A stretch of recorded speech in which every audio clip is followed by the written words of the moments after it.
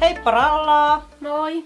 Tultiin Heidin kanssa tänne näin hyvinvointi Erja Mettisen luokse. Ja täällä on tällainen vähän erityinen vieras. Sä saat itse kertoa, kuka olet.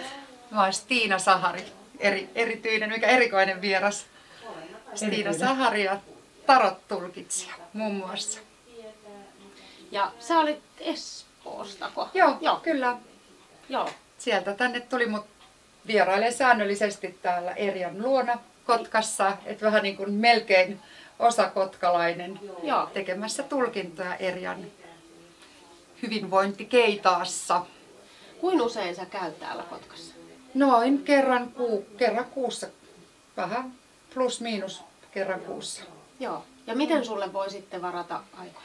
Erjan kautta ottaa yhteyttä Erja Mettiseen tai vaikka tulemalla tänne myymälään sisälle. Täällä on kaikkea muutakin ihanaa hyvinvointiin ja semmoiseen henkevyyteen, henkisyyteen liittyviä asioita, mutta tänne marssimalla tai Erjalle soittamalla tai mese-viestiä Erjalle laittamalla. Okei. Ja meillähän on niin jännittävät hetket, että myöhemmin päästään sun tulkintoihin tänään. Kyllä, todellakin. Tää on tosi mielenkiintoista ja jännää. Oletteko te ollut kumpikaan tulkinnoissa aiemmin? Olen. Mä oon ollut 2 kertaa. Okei. Ja ihan hyvällä kokemuksella. niin kuin siksi Uskallat. niin. En ole ollut sulla, mutta 2 eri henkilöllä. Niin molemmista on jäänyt hyvä fiilis. Ja ihanaa, kun Sofia ei ole ollut. Sofia! Sä oot väistellyt tällaista. Ekakertalainen. Joo. Jännittävää. No mitäs sitten, sen verran haluan kysyä, että miten sä oot päätynyt? Miten tää on tullut sun elämään? Nämä tarotkortit ja tää koko kaikki. Se on siis aika monivaiheinen. Mä oon 12-vuotiaana saanut tai vahingossa hankkinut ensimmäiset tarotkorttini Unkarista.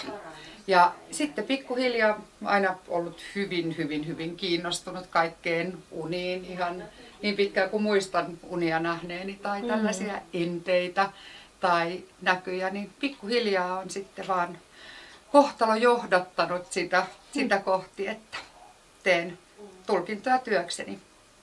TV:ssä tällä hetkellä astrologisia tulkintoja ja tarot-tulkintoja ja sitten ihmisille mulle saa soittaa tai sitten erilaiset ryhmät voi syntymäpäiville kutsua mua tekemään tulkintoja. Se kysyntä, mikä on ohjannut enemmän, että ihmiset on hakeutunut mun luokse ja pyytänyt multa tulkintoja, niin se on ollut se isoin. Ja onko siinä jotain, niin kuin, minkälaisia tilanteita niin ihmiset sit, niin kyselee niitä tulkintoja? Siis joku voi vaikka mennä työhaastatteluun ennen olla silleen, että haluaa tsemppiä ja energiaa ja näkemystä. Et joku voi soittaa erilaisella syklillä, että voi olla vaikka joku päivä, mikä on tärkeä. Tai tänäänkin olen katsonut astrologisesti semmoisia päivämääriä, että mitkä on eräälle henkilölle tärkeitä päiviä, että millaiset planeetat on silloin läsnä. Ja sitten rakkaus on semmoinen kyllä kestosuosikki tai rakkaudettomuus, mitä monta kertaa katsotaan. Sitten joskus ihmiset suuren surun äärellä hakeutuu hakemaan lohtua, hakemaan miten keinoja työstää semmoisia isoja henkisiä liikahduksia suuntaan tai toiseen. Miten käyt sä itse sitten? Vai pystyt sä tehdä itse itselle? Periaatteessa itse itselle ei ole semmoinen, se ei ole, kun se on vuorovaikutetta. Se on sitä energiaa. Se on vähän sama kuin just ottaisi itsestä selfien tai jos mä rinnastan teidän ammattikuntaan, selfiessä voi olla tälle ja vähän niin kuin kääntää katsetta ja parhaat puolet. Mutta sä et välttämättä näytä siinä siltä ja selfie vääristää sitä kuvaa. Niin samalla tapaa kun tekee itselle tulkintaa, niin se oma mieli lähtee sitten vähän ehkäpä vääristämään sitä tulkintaa. Ja sitten se vuorovaikutus on tosi tärkeää. Eipä ole tullut ajateltuakaan. Et jotenkin voisi kuvitella, mutta nyt kun sanoit, niin nyt vasta niin oivaltaa. Totta, niinhän se varmasti. Kyllä. Mikä sä olit horoskooppimerkiltä? Tai mitkä te molemmat olette horoskooppimerkeiltä? Oinas. Mä oon Rapu. No niin. Nämä Oinas ja Rapuhan tulee hyvin työkuvioissa ihanasti toisianne niin kuin toistenne vahvuuksianne tuette aurinkomerkkeinä, niin Oinessa Rapu pystyy hyvin yhteistyöhön. Mutta siis sulla on nyt kyllä täällä jotain opiskeluun liittyviä mietteitä. Aina. Kuinka monta ammattia? No montako sulla on sitten? Miten monta sulla on? Aika monta. Okei, mutta se on edelleen taas joku semmoinen, mikä sua mietityttää. Oot se hakenut mahdollisesti nyt? Nyt en ole. Tai siis joo, tavallaan on menossa myös niinku semmoselle, tai jatkokoulutusta, mutta sitten myös niinku mietin tässä näin kaikki vaihtoehtoja. Joo, mutta onko se nyt, milloin alkaa tämä koulutus sulla? Itse asiassa huomenna. Okei, koska kun tässä on semmoinen, onko se jonkun vähän niin kuin etäisyyden päässä, että sä joudut näkemään vähän vaivaa siinä, että se ei järjesty ihan etäyhteyksiä käyttäen? Itse asiassa huomenna on niinku etäkoulutus. Siinä oli useampi tämmöinen niinku etäkoulutus ja sitten oli semmoinen niinku lähiopetusjakso kanssa. Joo, mutta tässä on, että sä joudut vähän niin kuin seilaamaan ja miettimään pikkasen enemmän sitä kaikkea, että miten sä saat tämän järjestettyä kaiken siinä ja siihen tulee sitä matkustamista ja reissun tekoa sulla. Mutta jollain tapaa tämä on vielä, että se tukee kaikkia näitä sun ammatteja, mitä sul on entuudestaan, mutta siellä on alitajunnassa sul joku semmoinen vähän niin kuin isompi, ehkä vähän semmoinen akateemistyylinen tai ideologis, tämmöinen niin kuin hyviä asioita, niin kuin maailman pelastamistyylinen asia, mitä sä haluat vielä kouluttaa itseäsi. Mutta se ei ole ihan tässä, ei ole ihan pariin vuoteen ajankohtaista vielä se opiskelu. Mutta tavallaan, että sulla on tämä työ ja se kuva, mutta että sä tuut käyttämään sitä hyviä asioita tehdäksesi, siis semmoisen niin kuin tiettyyn semmoisen, että sä nostat hyviä asioita ja tuot esiin semmoisia, valaiset jotain epäkohtia. Tietyllä tapaa se vähän niin kuin ehkä yhteiskunnallistyylistä, mikä vaatii sit vielä sitä lisää koulutusta sulta. Se on semmoinen. Sitten, onko sä muuttanut milloin viimeksi, kun tässä on tämmöinen niinku muuton kortti näkyvissä? No. Oonhan minä muuttanut monta kertaa. Siis niinku henkilökohtaisessa elämässä niinku tai yksityiselämässä en ole muuttanut, mutta viime vuonnahan oli se iso muutos, kun tosiaan niinku luovun 2 isosta niinku omasta studiotilasta. Okei. 200 neliön tilaa, niin tuli tyhjennetty. Heilikki oli siellä auttamassa. Okei. Moni muukin. Joo, mutta se ei ole vielä asettunut, että se muuton energia, että se ei ole vieläkään vakiintunut tämä nykyinen kohta, että se on vielä sellaisesta niin kuin hakee sitä muotoaan tässä, että se muuton energia on vielä kesken. Joo, vähän remppakaosta. Ehdottoman oikea ratkaisu on ollut luopua niistä, lähtee. Sä jollain tapaa samaan aikaan niin kuin hiljaa elätellyt ja miettinyt ja suunnitellut, mutta sitten toisaalta sä et vaan, no nyt mä lyön pillit pussiin ja hyppään tuntemattomaan tyyppisesti. Ja sä oot niin kuin alkutaipaleella, vähän sua pelottaa, jännittää tietyllä tapaa, koska se on niin iso muutos siitä, mitä sä oot aikaisemmin tehnyt, mihin sä oot tottunut. Heittäytyminen niistä turvaverkoista ulkopuolelle ja just haaveita koulutuksesta ja muuta, niin mitä on. Mutta yhteistyö, se näkyy tästä tosi. Mutta mistä teillä on joku kolmas henkilö? Teillä on joku kolmas, joko tulossa tähän tai sitten se varmaan puuttuu. Piilossa. Se on kolmas henkilö tulee jollain tapaa, jos ei ole vielä tullut taustavoimiksi. Onko se ollut hakusessa?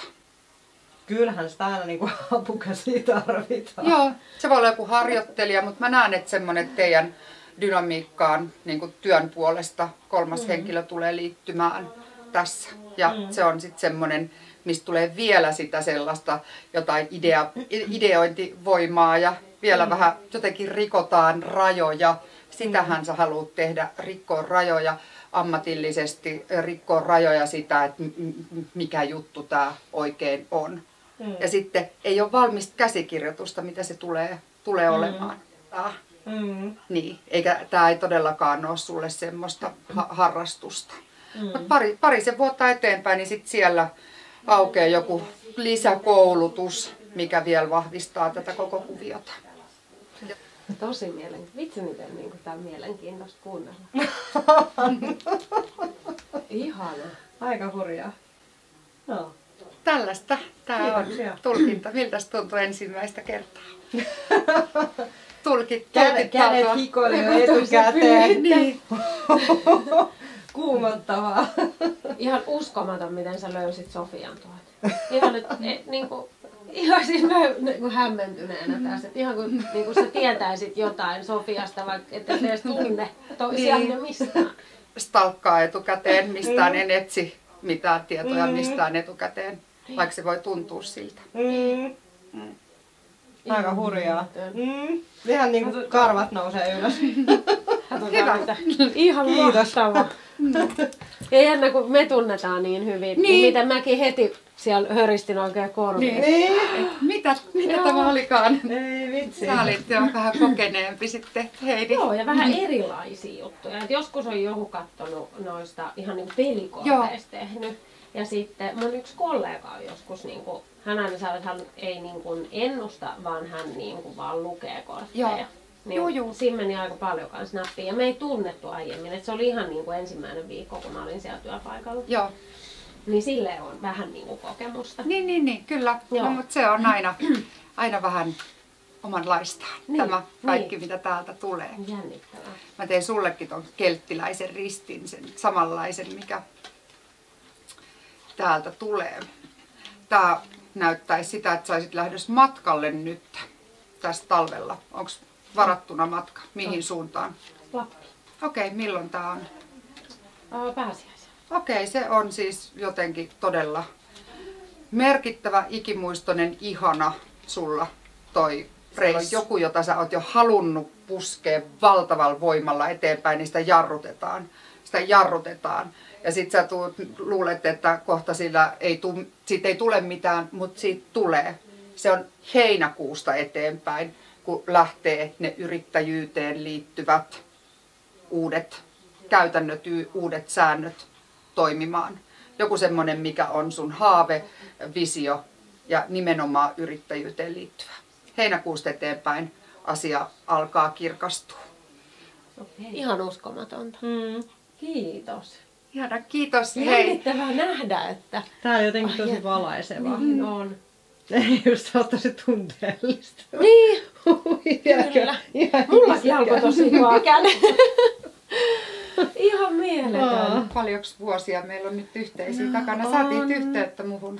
Joo, otin kun Astral TV:stä katoin ja jotenkin muistin, että on niin kauan, onko 7 vai 8 vuotta, tosi kauan. Niin halusin Stiinan, koska Stiina tuntui niin semmoiselle just niin kuin, tai siis tosi hyvälle ja tietää paljon ja osaa ja niin koska minä en ota tänne kuin hyviä, hyviä vain. Niin siis hyviä luontaistuotteita ja hyviä tulkitsijoita. No niin, kyllä, niin. joo. Kaikki on erilaista laatua. Stiina kävi, oliko nyt vaikka 5 kertaa vuodessa, mutta nyt sitten se muuttui aika nopeasti, että yleensä nyt on niin kuin kerran kuukaudessa. Joskus on voinut joku kuukausi jäädä väliin kiireiden takia, mutta on käynyt ihan säännöllisesti ja asiakkaat tykkää ja aina tulee, siis asiakkaat tulee kysyä, koska Stiina tulee. Ja Mutta just sekin, että miettii, että miten kauan työkin olette tehnyt niinku yhteistyötä, niin sit se ei kertoo niinku jotain. Niin, no meistä on tullut ystäviä tässä vuosien, luottoystäviä vuosien varrella. Että, niin mä Erjolle aina sanonkin, että se on, hän kuuluu ihan jollain tapaa semmoinen ihminen, joka on niin luotettava siis kaikessa. Tässä elämässä ei ole aina, ihmiset voi olla eteenpäin minkälaisia on. Ja sitten selän takana mitä ihmeellisimpiä juttuja. Niin tässä istuu yksi ihminen, johon mä luotan ihan samoin tässä istuu ihminen, johon mä luotan 101%. Joo, sama juttu. Että. Paljon tai kuinka kauan Erja sä oot pitänyt tää sun yritystä? No, olen mä tehnyt yli 20 vuotta. Ensin aloitin kotona. Se oli sellaista pienimuotoista. Sitten muutin tuohon Kymenlaakson kadulle. Joogahoitosoppi Pulmuseen. Ja sen takia se Pulmunen nyt on mun nettikaupan osoite. Se on muuttunut nyt tässä ihan kuukauden sisällä. Ja koska on eräs henkilö, joka minun siitä lähtien on sanonut pulmuseksi. Ja sanoo edelleenkin. Mä oon aina pulmunen. Ihana. Ja no sitten yli 10 vuotta olin tuossa Koulukadulla. Ja Siellä sitten, me tavattiin ekaa kertaa just Koulukadulla. Ja sitten tässä nyt 5 vuotta tässä paikassa. Keskuskatu. Tykkäsin Mikä olla tää on? Keskuskatu 13. 13, joo. Tykkäsin olla siellä edellisessä paikassa, mutta onhan tämä nyt, sitten kun tämä on niin keskeisellä paikalla, niin onhan tämä tosi hyvä. Niin ja koko ajan ovi täällä. Niin. Huomaan tässä, mitä on istuttu, niin ihan Joo. kuten taas. Ihan kuin etiäinen. Niin. Mut joo.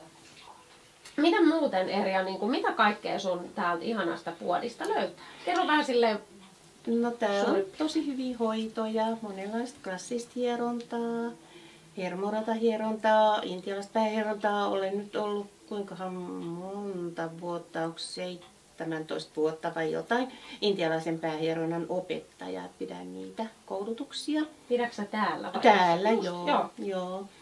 Ja sitten on monenlaisia, monipuolisia hoitoja. Joo. On sitten muitakin. On detoksia ja laseria ja energiahoitoja. Sitten energiahoidostahan tämä kaikki mun hoitoura lähti liikkeelle silloin kauhean kauan sitten. Niin kun mulla oli työuupumus ja sitten mä menin energiahoitoon, kun yksi tuttu teki sitä. Mä hämmästyin, että miten se voi auttaa noin hyvin. Ja en mä nyt siinä kohtaa ajatellut, että joskus työkseni tekisin. Ei, sitten meni taas vuosi ja sitten mä ajattelin, no sitten tuli se koulutus niin kuin vastaan ja sitten mä menin siihen. Ja siitä se niin kuin lähti sitten pikkuhiljaa ja sitten tietysti tuli näitä muita hoitomuotoja aina tipahti, kun olin kiinnostunut. Ja ihan sen takia siis teen, että haluan auttaa ihmisiä pysymään terveinä. Ja sitten tietysti jos on jotain vaivoja, niin että ihmiset sitten sais avun ja ovat saaneet. Ja hän ei ole ollut kipeänä itse ikinä, koska hänellä on niin kova hyvät tropit. Ja sen takia mulla on myynnissä noita kaikkia tuotteita. Joo. Terveyteen, kauneuteen, hyvinvointiin liittyviä tuotteita. Nämä on siis vähän eri valikoina. On oikeasti siis, mä olen sitä mieltä, että ihmiset ei tiedä, taju. Ne on puhtaita, hän niin valikoi, mitkä siis eri tuotteet imeytyy eri tavalla, eri vitamiinit. Erjalla on puhtaimpia, mitä on. Ja sitten ne on hinta-laatusuhde, että hän myy matalalla kynnyksellä, että ihmiset hoitaisi itseään niillä. Mä aina kun tuun tänne, niin mulla on nyt Erja troppeja, mitä ikinä onkaan. Täältä löytyy siis ihan mitä tahansa. Ja jos ei ole, niin hän tilaa sitten. Joo. Mä katsoin, että oli laidasta laitaa ihonhoidosta. Ja luotettavista paikoista, ei mitä tahansa. Ne täytyy olla, siis kaikki mitä käytän hoidoissa ja mitä myyn, ne täytyy olla hyvät. Siitä mä oon tarkka. Joo. Et ei mitään huonoja. Joo. Niin kaikki hierontaöljyt mitä on, niin ne on ihan viimeisen päälle luomutuotteita ja puhtaita ja ihania. Ja se on jännä, kun monet mieltää sen niin kuin luontaistuotehoidon tavallaan ihan eri kuin, lääketieteellisen hoidon. Et niin kuin, siitä on niin kuin ristiriitaisia ajatuksia, niin itse kanssa kyllä mä uskon, että ei nämä ihan väärässä ole nämä vanha kansa ollut, että kyllä siinä luontaistropeilla ja näillä niin on ihan oma juttunsa, että kyllä meillä on niin vitamiinipitoiset noi luonnot tuolla, mutta sitten vaan niin kuin se on niin synteettisillä. Vähän niin kuin muunnettu ja taas se rahan arvo on siellä niin kuin se iso. Aina voi tulla käymään, vaikka ei tarvitsisi yhtään mitään. Voi tulla katsoa, mitä uutta taas on tullut. Ja ihan just. Ja suhun mä oon nyt tutustunut Sofian kautta, niin että nyt siinä meidän avajaisissa. Niin. Ja sitten tietysti mulla on se nettikauppa. Niin se oli se Pulmunen. www.pulmusenpuoti.fi. Joo. Se on nyt vaan vaihtanut nimeä ja sitä vielä pitää hioa, kun siellä ei ole nyt ihan... Joo. Siellä on aika vähän tuotteita ensikään niin paljon kuin mitä mulla on täällä liikkeessä, mutta sinne pitää pikkuhiljaa lisätä, koska siinä on Tämä oli oikein tällainen avaava kokemus. Monet vähän ehkä skeptisiä, mutta ei kannata. Kannattaa olla avoimin mielin ja välillä kannattaa heittäytyä. Kyllä. suosittelen ihan oikeasti. Tämä oli Kyllä. todella mielenkiintoinen kokemus. Kyllä. Kiitos teille molemmille. Kiitoksia. Kiitos, että saatiin tulla. Joo, Ja just teille näin. kiitos, että tulitte. Kiitos. Kiitos. Jes, ei mitään. Hei. Ottakaa seurantaa. Just. Moikka! Heippa! Moi moi!